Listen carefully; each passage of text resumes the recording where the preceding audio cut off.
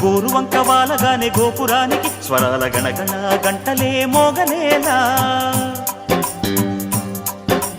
గోపబాలుడొచ్చినాక గోకులానికి పెదాల కిలకిలా పువ్వులే పుట్టలేదా బాలకృష్ణుడొచ్చినప్పుడే వయ్యారి నందనాలు నాట్యమాడగా వారసుండి చూసినప్పుడే వరాల వాంఛలన్నీ పల్లవించగా నందుడింత